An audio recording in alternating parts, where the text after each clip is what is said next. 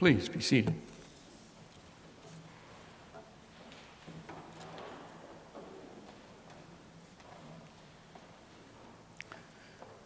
You want me to do what?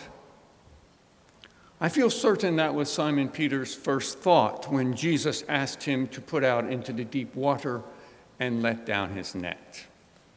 In fact, Simon's response to Jesus' request more or less says this: "We have worked all night long, but have caught nothing."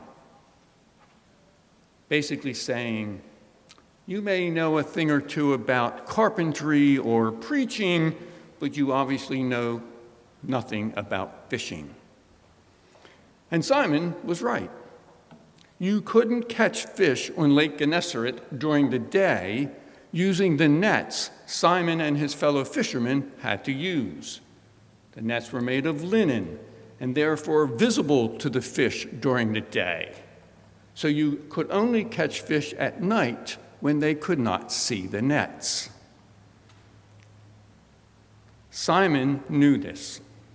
His brother Andrew knew this. James and John knew this.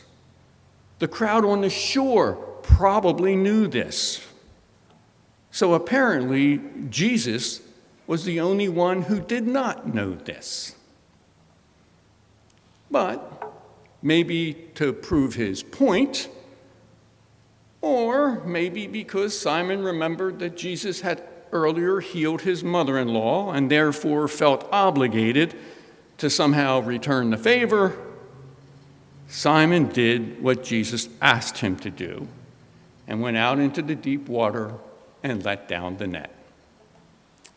And in the blink of an eye, Simon's net was so filled with fish that the net was being stretched to its limit.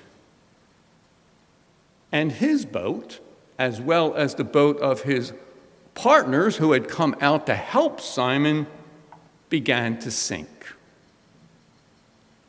And Simon Peter was in shock. Simon may have figured Jesus was no ordinary man after he had witnessed Jesus healing his mother-in-law of that fever. But this catch of fish hit home like nothing else could. Simon knew fishing.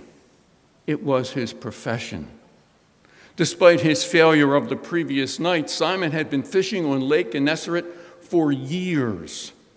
So he knew where and when you could catch fish, or where and when you could not. So Simon knew those fish should not be in that net. Those fish could not be in that net. And yet they were. And that realization brought Simon to his knees because he knew he was in the presence of God. And just as Isaiah, when he found himself in the presence of God, lamented, "Woe is me, I am lost, for I am a man of unclean lips," so too Peter cries out, "Go away from me, Lord, for I am a sinful man." To which Jesus replied, "Don't be afraid. From now on, you will be catching people." If there ever was a story we Episcopalians, so anxious about our future, need to hear, it is this one. Who's the fisherman in today's gospel lesson? Is it Simon or Jesus? I know who Simon thought it was. But Jesus caught more in the blink of an eye, and I'm not talking about the fish in the net, but the 4 men in those boats, than Simon and his partners had all night. And Jesus did it without a net. While Simon and his partners had to use nets, Jesus used that which works in either the brightness of day or the darkness of night. By simply demonstrating to Simon Peter who he truly is, in terms Simon would understand, Simon was hooked, and his fellow partners would soon follow suit.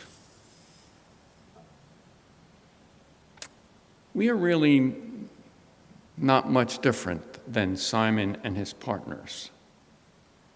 Maybe Jesus knows more about our situation than we give him credit for.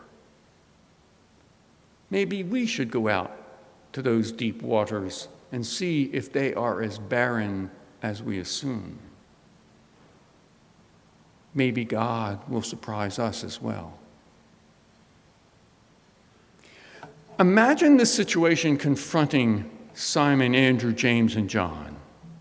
Jesus has called them into the ministry he had been sent to initiate. These men will become the first leaders of the church, a church whose average Sunday attendance is 0. Well, actually 4 if you count the 4 men in the boats. And their task? Be fishers of people. Or, as we Episcopalians tend to think of it, get that average Sunday attendance up as high as you can. But was that really what Jesus was asking? I know we tend to look at it that way, but I'm not so sure it's true. I believe Jesus' call to Simon to be a fisher of people had less to do with numbers and more to do with people.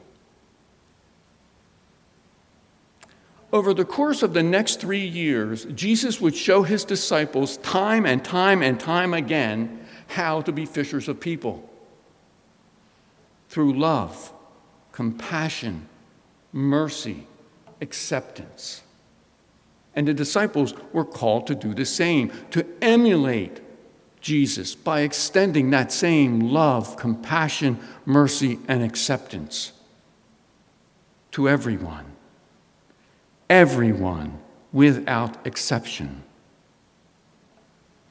And leave the rest up to God. Do we really think that Simon, Andrew, James, or John had any idea of what Jesus was calling them to?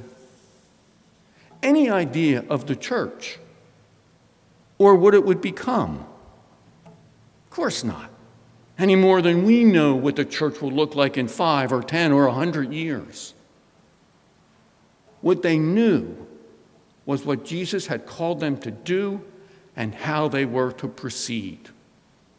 Be fishers of people, emulating Jesus. We are called to do the same. We're no more qualified to be fishers of people than were Simon, Andrew, James, or John. But like them, we have all the qualifications Jesus deems necessary. The ability and heart to serve. Each and every one of us, through our baptismal vows, is called to serve in some fashion. And we are all qualified. As Martin Luther King, in his last sermon before his death, stated it, and I quote, "Everybody can serve. You don't have to have a college degree to serve," Dr. King continued. "You don't have to know about Plato and Aristotle. You don't have to know Einstein's theory of relativity or the second law of thermodynamics. You only need a heart full of grace, a soul generated by love." We, like Simon, Andrew, James, and John, and a whole cloud of witnesses who have preceded us, can all answer Jesus' call to be fishers of people because we all can serve. And like Simon and that cloud of witnesses, maybe we should lay aside our anxieties and leave the numbers to God.